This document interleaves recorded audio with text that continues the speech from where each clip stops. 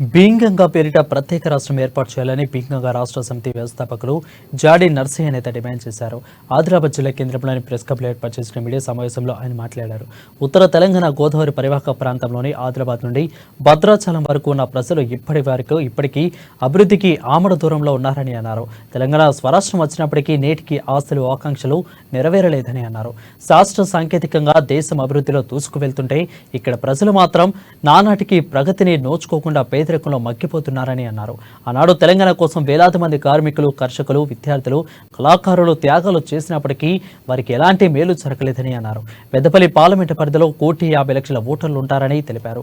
పక్క రాష్ట్రమైన ఛత్తీస్గఢ్లోని 3 జిల్లాల ప్రజలు సైతం ఈ రాష్ట్రంలోనే ఉండాలని కోరుకుంటున్నారని అన్నారు. అందువల్ల బీయింగంగా పేరిట మరో రాష్ట్రాన్ని ఏర్పాటు చేసి ఈ గోదావరి పరివాహక ప్రాంత ప్రగతికి బాటలు వేయాలని డిమాండ్ చేశారు. ఈ కార్యక్రమంలో సాధన సమితి సభ్యులు సిడం రామకృష్ణన్ తదితరులు పాల్గొన్నారు.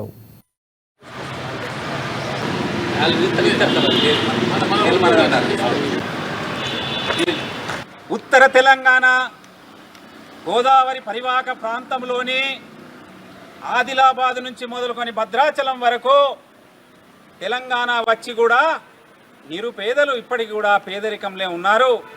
అభివృద్ధికి ఆమడ దూరంలో ఉండి అభివృద్ధి జరగక మేమెంతో ఇబ్బందులలో ఉన్నాం. తెలంగాణ కోసం వేలాది మంది కార్మికులు, కర్షకులు, కళాకారులు త్యాగం చేసినప్పటికీ ఉత్తర తెలంగాణకు ఇప్పటి వరకు ఏమాత్రం మేలు జరగలే. 1,50,00,000 ఓట్లుంటాయి ఇక్కడ. ఆదిలాబాదు, నిజామాబాదు, కరీంనగర్, వరంగల్, ఖమ్మం, పెద్దపల్లి ఎంపీ పరిధిది ఉత్తర తెలంగాణకు.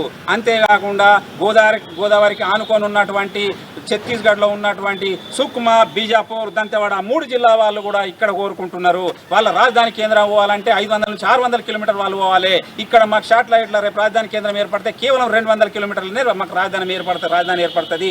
ఇవాళ చంద్రపూర్ నుంచి, గడిచిరోల్ నుంచి వాళ్ళ రాష్ట్ర రాజధాని కేంద్రం వెళ్ళాలంటే వాళ్ళకి 1000 కిలోమీటర్ దూరం పోవడం ఎందుకు?